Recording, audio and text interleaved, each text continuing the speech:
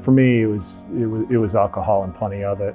You know, I really cascaded downward after a really tough divorce in 2012 and the loss of pretty much everything I knew. Kind of an absolute wipeout. Started drinking heavily again. I did a little bit when I was younger, but kind of numb the pain, you know? That really was the key. I just wanted the feelings, the bad feelings to go away. Meth, heroin, crack cocaine.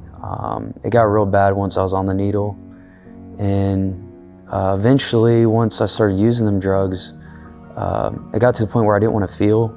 I started, smoking pot, and then I started doing heroin, and then it ultimately led me to meth, and I was addicted to that for quite a long time. Started hanging out with the wrong people, where they introduced me to crack and meth.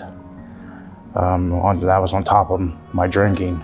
I began to smoke a lot of weed and then take pills, and then that led to heroin. Get out of bed, and that was the first thing I did. I would search for drugs and steal and, just find any way I could to get my hands on what I wanted.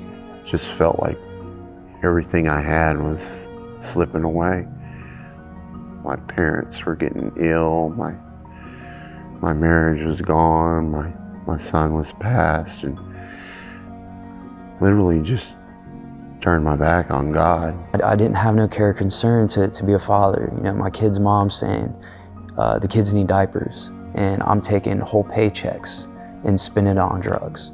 And I was shooting up fentanyl, and I was gonna do just a little bit. That way nothing bad happened, and I got really warm and everything went black. And then I woke up to paramedics in my mom's kitchen, and I was on her kitchen floor puking up blood, and they Narcaned me a couple times. I was dead for about 4 minutes. That last hospital stay is when I finally realized I needed help. My drinking had just got too bad. I spent a lot of time in residential rehabs, and nothing really ever worked for me. I knew I needed longer help to get out of this rut that I was in. And, I seen what the Refuge had to offer. It was everything that I was looking for. All these guys just seemed so happy, and they were hugging me, and I was, dirty and on drugs and probably smell bad. And they kept saying they loved me and they've been praying for me, and I just couldn't figure out why are they being nice to me? They don't know me. They don't know how bad of a person I am.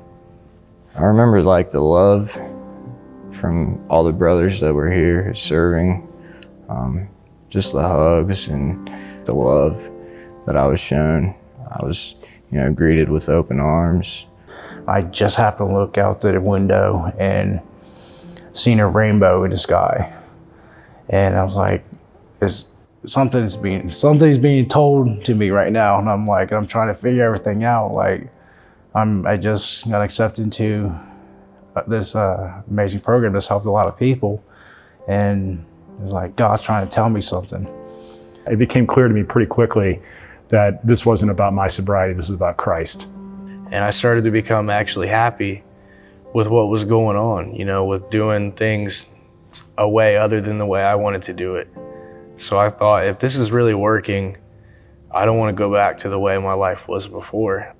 I'm no longer angry like I was, and I find that extremely humbling. God had changed my heart. Because before, I was angry at everybody. I had some pretty profound moments here throughout this year where God really just started showing me where he was there the whole time through all those events. All those hard times, he was actually there. I just didn't notice it because I was too involved in my emotions and the hurt and the pain and the victim mentality that I had. I felt happy, and I actually felt good about things. And whenever I did something wrong, I was guided on how to deal with it and how to handle the situation. And I would always do it and then feel better afterwards. I've never, ever experienced that before. I'm 50 years old, and I've never had another man in my life, including my father, ever hold me accountable for something with their heart and truly mean it. My daughter had a birthday back in September, and God speaks through people. And my mom calls like, you should see about going to her birthday party. It's like, you know, her mom's not gonna allow that to happen. She's like, well, you can try. And I did, and I got to go, and I got to spend time with him. And then after that, that opened the door to say, hey, you can start getting them on the weekends. And then I've been able to go to my grandparents and spend the weekend with my kids and tell them who Jesus is, and to pray with them and go to church with them. And it's been amazing. There's not a place like this that has such intense discipleship, somewhere where you can learn and grow in who you are in Christ, at the same time as learning how to work, to budget, to get a job, to live with other people, just to be a decent human being. Proverbs chapter 3, verse 5 and 6. Trust in the Lord with all your heart and lean not on your own understanding, but in all your ways acknowledge him and he will make your path straight. It just reminds me, it's like a constant reminder, don't trust what's going on over here in my head, and just trust in the Lord. My God, here I am totally yours. Do with me according to your will. And for me, that stuck with me. And I still carry that to this day. I'm grateful to have been shown how the Lord has worked and works in my life. You know, I have just a deep amount of gratitude for that, and that the way that I look at life right now will never be the same as it was prior to coming to the Refuge. Just making a life for myself and my family, and continuing this process and relationship with God, and carrying that out, and yeah, everyday life. This has been one of the best years of my life ever. I wouldn't trade it for anything.